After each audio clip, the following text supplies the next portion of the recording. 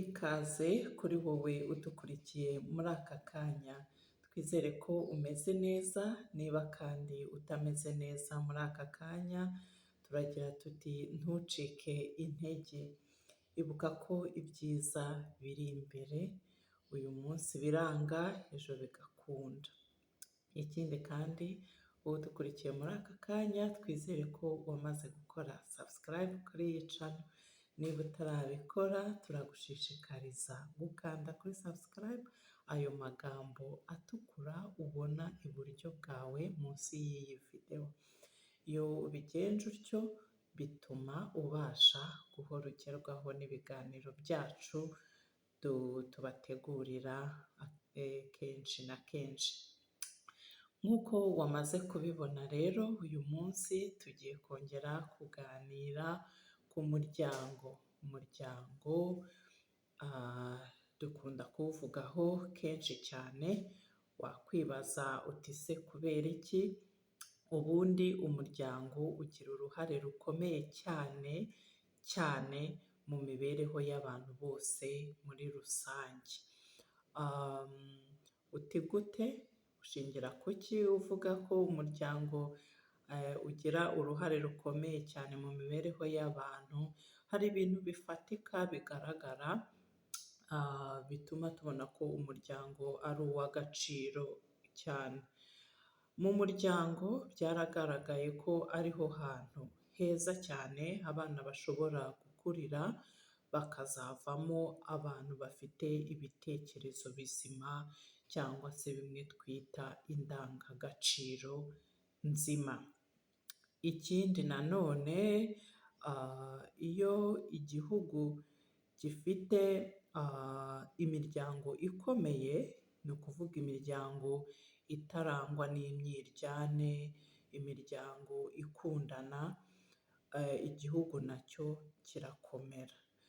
Ubwo rero urumva ko umuryango ari uw'agaciro gakomeye cyane, akaba ari nayo mpamvu nyamukuru nka iyo sengesho twiyemeje kugira umusanzu natwe dutanga ngo tugeze ubufasha ku miryango binyuriye mu biganiro bimwe na bimwe tugira. Nk'uko wamaze kubibona rero, wowe udukurikiye muri aka kanya, tugiye kuganira ku rukundo rw'abashakanye. Hanyuma tuvuge ku bintu bitatu bishobora gutuma urukundo rw'abashakanye rukomera.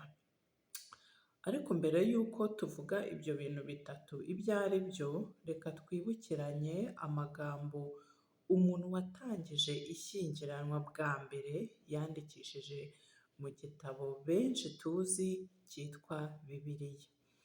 Ayo magambo aboneka mu Migani igice cya 24, umurongo wa 3 ndetse n'uwa 4. Uwo muhanga cyangwa se uwo muntu watangije ishyingiranwa bwa mbere, akaba ari n'umuhanga ukomeye ntitwatinya kubivuga, yaranditse ati: ubwenge nibwo bwubaka urugo, kandi ubushishozi nibwo burukomeza, n'ubumenyi bukuzuza mu byumba by'imbere ibintu byose bishimishije by'agaciro kenshi. Bya bintu bitatu wabashije kubyumva? Icya mbere bavuze ubwenge, icya kabiri bavuga ubushishozi, hanyuma icya gatatu ubumenyi. Wakwibaza uti se ni uruhe ruhare ubumenyi, ubwenge ndetse n'ubushishozi bigira mu gukomeza urukundo rw'abashakanye? Ubusanzwe mu bintu by'agaciro biranga urugo rwishimye harimo imico nk'iyi ngiyi ikurikira: urukundo, ubudahemuka, hamwe no gutinya Imana ku bayemera. Imico nk'iyi rero ntiwayigeraho uri umuntu udafite ubumenyi ku byerekeye Imana. Bite se ku byerekeranye cyangwa se ku bijyanye n'ubwenge twavuze ndetse n'ubushishozi? Ni akahe gaciro ubwenge ndetse n'ubushishozi bifite mu muryango wacu?